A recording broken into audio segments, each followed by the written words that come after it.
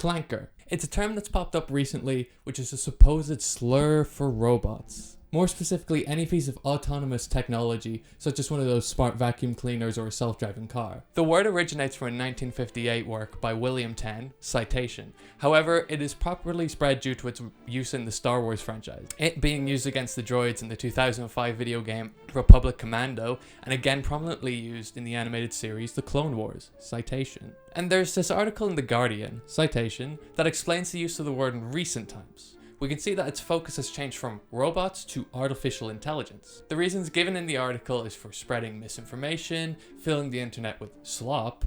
A term, as The Guardian puts it, means lame or obviously fake content. However, later in the same article, the writer asks, does the AI care that you're insulting it? To which they give the simple answer of, no. And that just doesn't sit right with me, you know?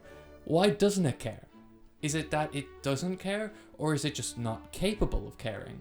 Does it matter if it cares? I know it's just a short article which is meant to be an introduction to the topic, but this answer still just doesn't sit right with me, since it just dismisses such an interesting question. Part 1. Is bullying wrong? Okay, so I know this sounds like a stupid question, but really think about it. Why is it wrong to bully someone? Not an AI, but a real human. Different ethical frameworks will have different answers for you. Someone who follows a form of virtue ethics might believe that bullying is bad because it stains the person's character, and that the act is inherently unvirtuous. They also believe that it stems from negative traits, like a lack of empathy or even cowardice. However, this doesn't really give us the specifics on why bullying someone is wrong. A utilitarian might believe that something is good if it produces, as John Stuart Mill states, the greatest happiness for the greatest number of people. Citation. While the bully might feel good in the moment, any long-term harm, such as injury or emotional damage caused to the victim would outweigh that small piece of joy.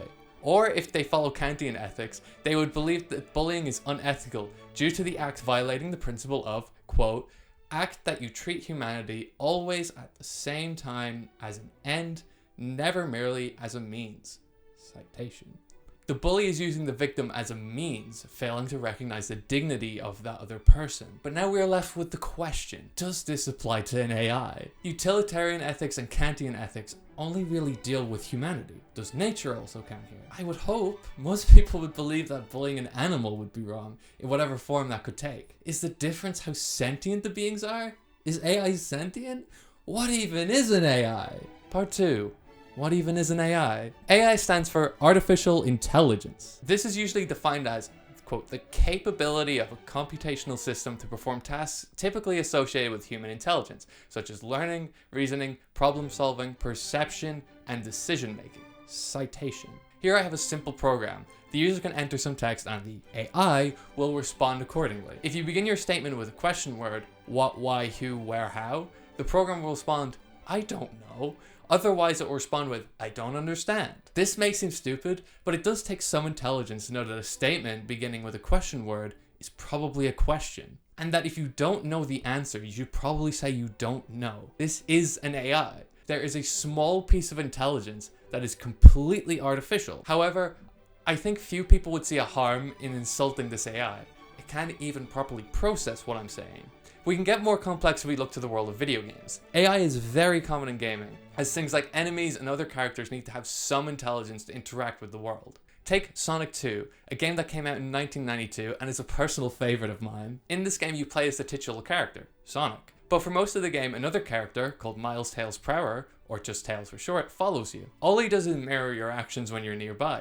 But if you get too far away, he will start to run towards where you are. Or if you've gone too far, he'll fly back to you. A simple intelligence, but intelligence nonetheless. However, the player can intentionally lead to the death of Tails. In underwater sections, the player needs to collect bubbles as to not drown. But since there's usually only one air bubble, Tails will rarely get air and inevitably will drown. But again, I doubt many people would say this is immoral or wrong to do. Tails isn't real. And even then, he'll return a few seconds later, like nothing happened.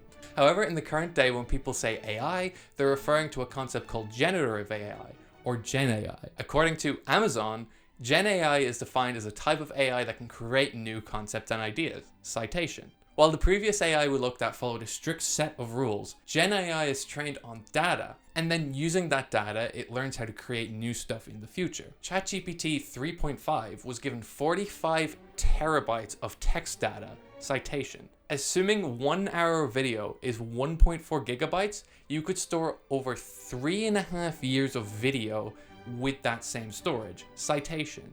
But even then, you could still argue that Gen AI is just following orders. For ChatGPT or similar chatbots, it just learns through the text, finding patterns in speech and writing, and then gives some sort of text as an answer for, let's say, a question. It just says what it thinks should come next. And while that may be a completely new piece of text, never seen before, did it really answer the question? But then aren't humans the same? Don't we just do things because that's what our brain is telling us to do? Part 3, Detroit Become Human. Detroit Become Human was a game developed by Quantic Dream and published by Sony Interactive Media, releasing on the PlayStation 4 in 2018 and on Windows the following year. In the game, you play as 3 androids. These are human-like robots made to serve humanity. There are specific rules that they must follow, but in response to human actions, they can deviate from this programming. Throughout the game, you switch perspectives from 3 androids. The story follows them during a rights movement for these androids. There was a paper that looked at games to see if they could help foster empathy. One of the games they looked at was this game, citation. They use a definition of empathy from another paper where they defined it as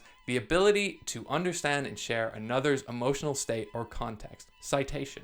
They then note how the game forces the player to understand the state of the androids by placing the player in the place of the android. Quote, the game stimulates the player's perspective taking, reflexive thinking, and compassion by encouraging them to assume the point of view of the game's androids who represent victims of abuse. One of the scenes that really stuck with me is near the beginning of the game. The player takes control of Marcus, an android who is in charge of taking care of an elderly painter called Carl. Marcus is returning home after picking up some paint. We can see his clothes are slightly torn due to some anti-android protesters, which Carl is upset about. Later, Marcus brings Carl to his painting studio. Carl gets Marcus to paint a picture. At first, Marcus paints a full replica of something he sees in the studio. Carl gets him to paint again, this time with his eyes closed and the prompt, quote, try to imagine something that doesn't exist, something you've never seen. Carl is trying to bring out the humanity in Marcus. After painting's done, Carl's son shows up, looking for cash. And when his request is rejected, he starts to berate Marcus, calling him a plastic toy and a machine,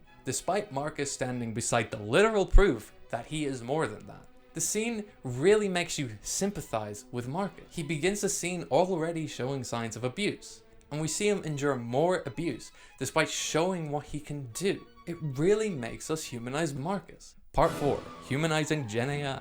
Sometimes it feels like modern AI companies are trying to do the same thing that this scene did. They really want us to humanize their AI, to make them seem like they're more than they really are. In an ad for Google's Pixel 10 called Vanilla, they show a woman talking to Gemini, Google's AI chatbot. The woman talks to the AI just like it's a human, asking what flowers would seem less expected. This is despite the fact she is outside a florist shop, which presumably has a person inside who could answer these questions. Or another ad called Now We're Talking shows several people talking to AI, and they are encouraged to talk to it normally and to just chat with it as if it's a person. At the end of the ad, a woman gets asked who she's talking to, and rather than just saying something like, oh, I'm just talking to Gemini on my phone, she makes Gemini introduce itself like it's a person. It really feels like they want interacting with AI to feel the same as interacting with a human. This is more apparent when we see things like wearable AI companions, citation,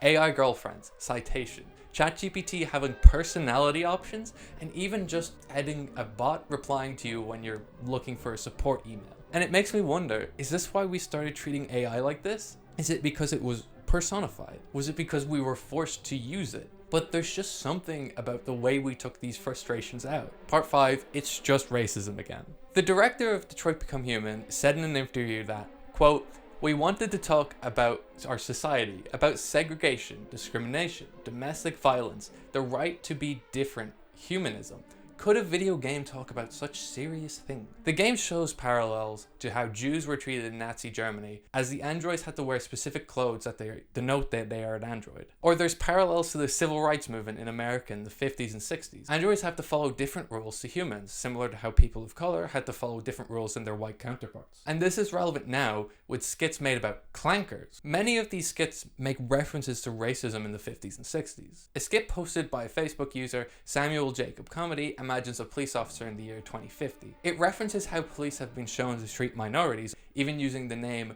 George Droid. Another YouTuber by Matt and Just Us depicts an elderly man who speaks about his robot, repeatedly calling it a clanker. The video is clearly a slavery parody, with the man's grandson being a straight man for the watcher to relate with. Another by a YouTuber, Paul Milan, depicts a room full of clankers, where a human walks in and uses the term clanka. And before I keep going, I'm not saying these creators are racist by any means. These are comedy skits made on a trend.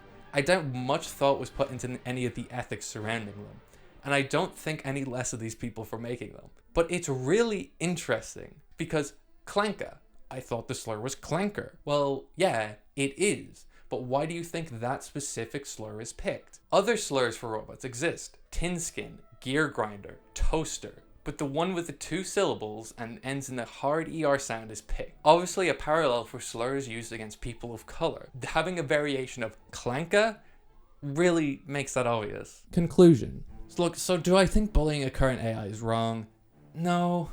Not for the reasons we say bullying is wrong. There's no human to harm if you call ChatGPT some mean names. But even then, if I could see things from ChatGPT's perspective, would I change my mind on that? Does it even have a perspective? But at the same time, I feel like we shouldn't encourage bullying AI. There was an object we were forced to personify, and we chose to personify it and bully it, rather than just ignoring it or complain about it as an object. We brought it up to humanity's level just so we could strike it back down again. And I would like to end with a quote from that same Guardian article that's inspired all of this. The impulse to coin a slur says more about our anxieties than it does about the technology itself. Think about it.